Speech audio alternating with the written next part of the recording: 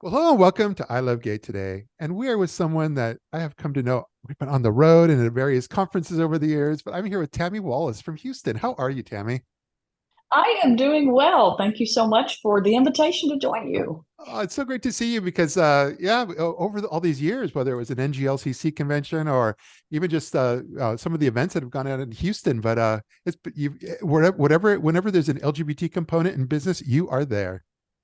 I try to be and represent our chamber very well, and it's always good to see your face. And it's been we've known each other for quite a few years now.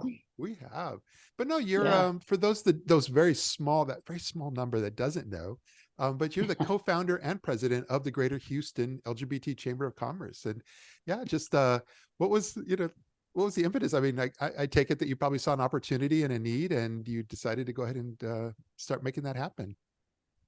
Yeah, well, imagine back up to really 2015 when we started, when we realized we needed to first, launch a chamber. But imagine in a state as large as Texas, and there's an LGBTQ plus chamber in Austin and Dallas and San Antonio, but very, very obvious it's missing in Houston.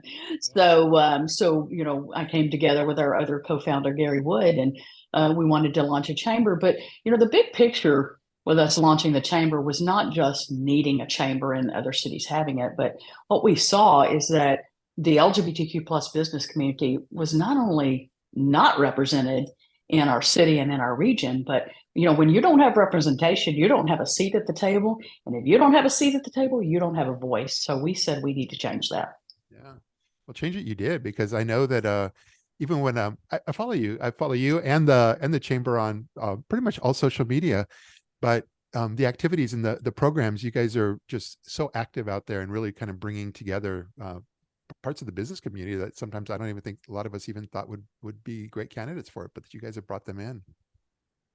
Yeah, I often say about the chamber, and particularly with an LGBTQ plus chamber, and I think this goes for other diverse chambers, we're at this intersection of business and community. So it creates such a unique opportunity for us to bring, different constituencies together to advocate, not just for businesses, but for the community as a whole. So, for us, whether it's our small businesses, our mom and moms and our pop and pops, or our large corporate partners working with their employee resource groups, for example, or just young professionals. There's so much opportunity around this chamber work, and all focused really on economic inclusion. Well, what I do love is that was it just this year? You guys were the NGLCC Rising Star Affiliate Chamber. Yes. Huge, huge honor. I mean, to be recognized, at a national level for the work we've been doing. We launched in officially in 2016. So to Okay. be not only recognized, but with an award from the National LGBT Chamber of Commerce, but then for the Rising Star to really acknowledge the work that we have been doing and really working so hard to ensure representation. It's incredibly meaningful, and it certainly does on a lot of levels validate what we've been doing since 2016. Yeah, and even in your professional life outside the chamber though, but it's all kind of related, isn't it? I know within focus group and focus strategies, but Yeah. kind of Yep. everything I've ever seen you doing is D&I, LGBT training and so forth. But do you, Yeah. does that kind of fit in very nicely for you as well?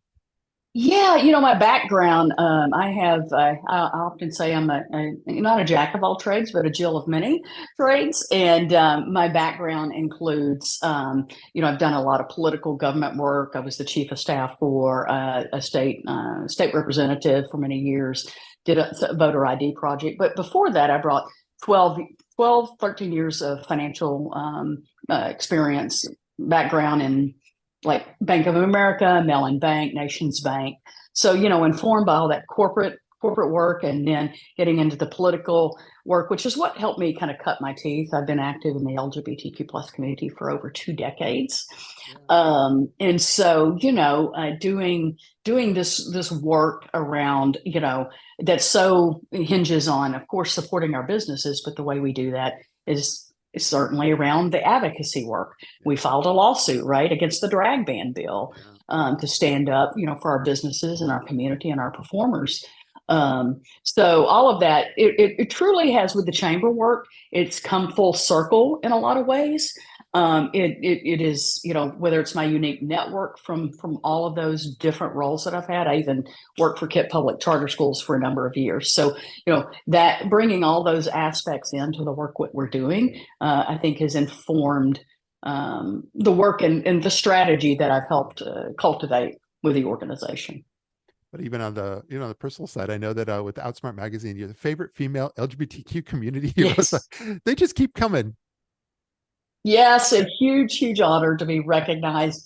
And, I mean, when your community recognizes you, I mean, that is a vote of the readers of Outsmart. It's an incredible, incredible honor. I was actually in 2011, I think I was the female Grand Marshal for our Pride Parade. Those are the most meaningful, right? Because your community is the one that's casting those votes and acknowledging the work that you're doing on their behalf, right?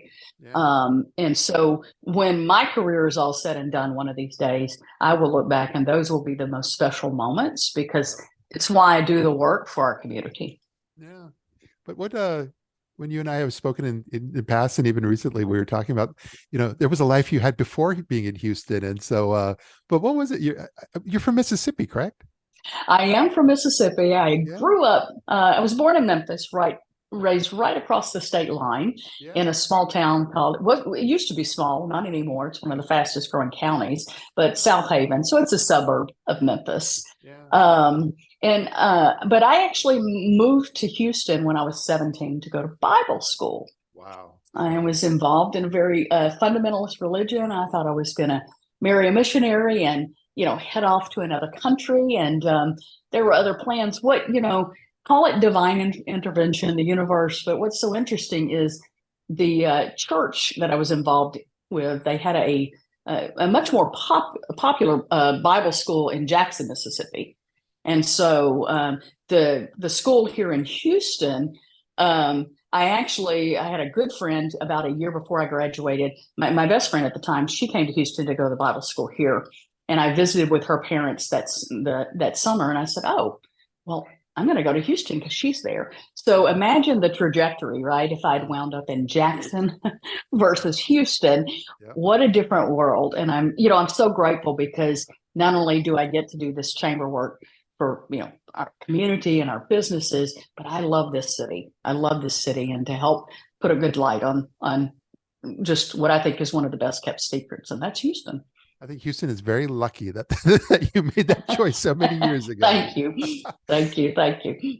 But no, I think it's amazing. And that, like I said, because I've come to know you over the years. And so I think it's great that you've been able to kind of just share a little bit of your story so that some folks, like I said, those few that don't know who you are can get a better sense of you. And mostly I look forward to being able to reconnect in the real world again soon.